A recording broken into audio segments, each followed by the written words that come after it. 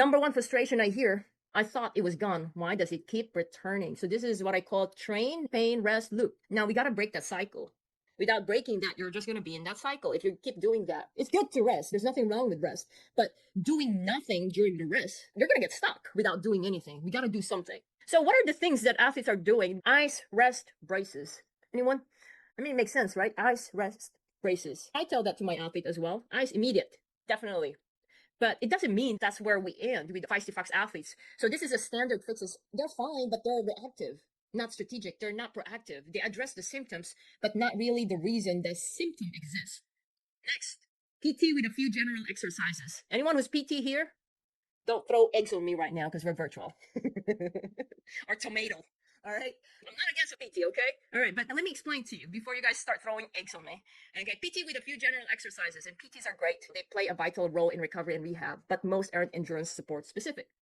And in fact, I love my PT, but I am very selective of who I go to, the experts I depend on, the experts that I give our Feisty Fox athletes access to.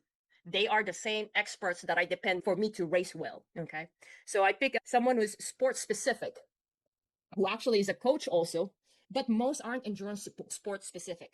Okay, let me tell you, I'm going to be honest with you. Just like coaching, physical therapy is a wide field with many specialties. For example, you probably know or you heard that I was an engineer in the past in my other life for 15 years. I can build catheters, pacemakers, implantable lenses. Those are my expertise. I was in medical device. Ask me, could I have built an airplane or a bridge? Maybe, but that's not my expertise. And it's going to take years. It's a different domain of knowledge and experience. So it's the same with physical therapy. Many PTs are amazing at post-op rehab or general injury recovery. But with endurance athletes, we're dealing with load, terrain, pacing, technique under fatigue, long-term adaptation. That's a different beast. And same goes as for run coaching. When I first got certified as a run coach, so I'm a run coach as well. I have a lot of experience with running. So I didn't fully grasp the intricacies of run gait. Sure, I got certified on running, right? But I didn't know about run gait, loading mechanics, or technique corrections until I became a certified run gait analyst. And even that, there's level 1, level 2. But even if I was certified without me being on it and hands-on helping athletes, doing that every single day, I won't get the experience I do have, or working with real athletes over time and helping them out solve their problem. So same thing with triathlon coach. There are expertise, or swim coach, someone who's expert on swim analyst. So you got to get the experience so for you to be really good at that. So it's not about blaming PTs. It's about understanding the limits of general advice and knowing when to zoom out and look at the whole system. They don't know your terrain, your training load, your bike fit, or your race goals. Most PTs are excellent at what they do, but unless they also trained in triathlon endurance coaching, they won't fully understand the physical demands of your specific sports. The next thing is that they don't know your training activities. They don't know what you do tomorrow after they see you on a visit. They have great intentions. They're going to do their best on that 1 hour based on your feedback, right? But then what you do on your training, whether that's cycling, swimming, biking, climbing the hills, or the pace, they don't control that. But that's the body taking the load and your knee taking the load, right? And the next thing is that they're only available during visits, not available 24/7, not available when you are second guessing yourself or what you need to do when you're feeling something on your knee. Unless your husband or your wife is a PT, then you're lucky, or your best friend who's nice to help you out, right? So that's where the limitations are. Even if you're under PT, it doesn't mean that you got it. And the next thing, this is very important. They give you a paperwork, the exercise to do. Let's be honest. How consistent are you in completing those exercises when you take them at home? We got to be honest because we get busy. All right. So when an athlete has pain, athlete needs more than PT support. You guys agree with that? All right. So now, my suggestion is build your support team. Yes, physical therapist is important, but not just the PT. And you're going to see more in the next slides. So with us, we actually have our physical therapist, and this is our model with Feistyfox Coaching. We have a PT, we have a support team, so that we see everything and we get the help for a specific purpose. Making sense, everyone? So my recommendation, build your support team. When I was new back then as an athlete, I remember myself, all right, I'm an athlete. I want to get a coach, a triathlon coach. Oh, my triathlon coach is not really great on strength and he's not really focusing on that. Okay, let me hire strength training. Oh, and then I was meeting the strength trainer for 3 times a week. And I was climbing the hills in the mountains because I was training for Red Bull Trans-Siberian Extreme. So I was training, I'm like, what's going on? You know, I had knee pain. I can't climb. And I was annoyed because I had the big race. And then when I went to the PT, I was surprised. The PT told me that I had muscle imbalance, that my right glute was weaker than the left. And I'm like, how's that possible? I've been with this strength trainer for at least 1 year and I have muscle imbalance. So for those athletes who are actually lifting weights, I like that you guys are lifting weights, but we got to make sure we got to look deeper onto that, because we also get strength trainers as our athletes. And I know they do also have their own imbalance. Okay. So just because you're lifting weights, you're good. No, I'm going to share to you more why that is in the next coming slides. All right. Next one. Just stretch more. Okay. This is another band-aids. Just stretch more. I discussed this one in my Unstoppable book. I said stretching alone is not enough. Okay, I discussed that here. If you don't have it, we have the free chapters.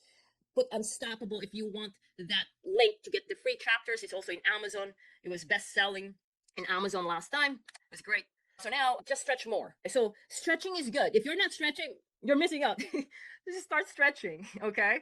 But stretching alone is also still not enough. But at least stretch. But also at the same time, there are studies that saying that static stretching doesn't prevent injury or chronic pain. It definitely makes you feel good, get some flexibility there, more range of motion, but it misses the real cause for the knee pain. Because knee pain is rarely just about tight muscles. It could be weakness or dysfunctions in the hips, glutes, gait movement patterns, and training load. Those are usually the culprits. For example, Harvard Health explains strengthening surrounding muscles like hips, quads, glutes is more effective for relieving knee pain than stretching alone. So don't just stretch, because stretching is not enough. Because stretching is passive, it's not proactive. It's like a band-aid. What we want is for you to build a resilient body. Your knee needs strength, stability, movement, control, recovery, technique. It's basically the entire system. So should I stop stretching? Another athlete asked me, dude, should I stop stretching then? No, don't. All right. So it's good. It's a warm-up tool. It's good. But you got to pair it with targeted strength, movement, correction, structured training, proactive recovery. So what stretching can do, all of this one, flexibility, range of motion, temporary relief. Key, temporary relief. It doesn't solve. Okay. So if you stretch, sure, go stretch, but it's not enough. What you need is the entire system. Check the muscle imbalance. You want to make sure you build durable support. Okay, coach, you mentioned strength. Do more strength then. Well, it is important, but only if it's done right. And a lot of athletes, oh, there's a class there, let me just go there, without even understanding how to do the form, how to incorporate it to your regular training regimen already. Because it's only one body. Same quads, same hip flexor, same hip, taking the load of the weight training and at the same time your sports, which is could be running only, could be triathlon, or could be cycling only. Well, if the form is off, the wrong muscles take over on strength, which can backfire you, can hurt you even. So you got to make sure you know the form. If it's not triathlon specific or run specific or cycling specific, depending on your sport, it doesn't translate to performance either. If it's not integrated properly into your training week, it competes with instead of supports your swim, bike, and run.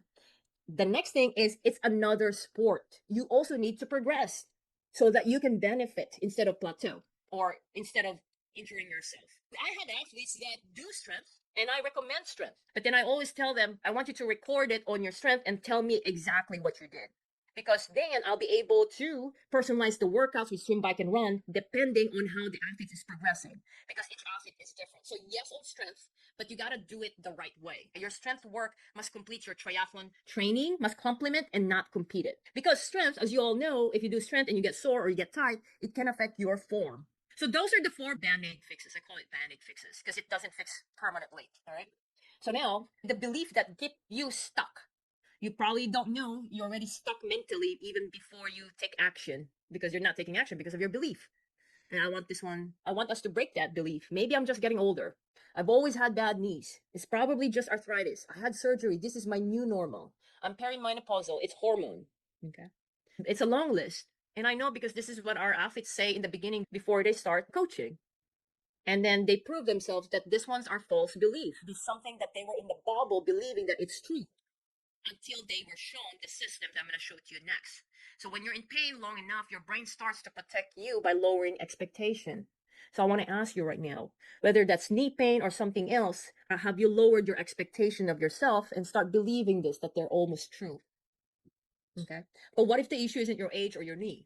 What if it's not all this? But instead, the issue is your training. It's your training structure that breaks you down, or you're missing the key support. I'm sure you're excited to see this one. You're not stuck. You're just missing the whole system shift.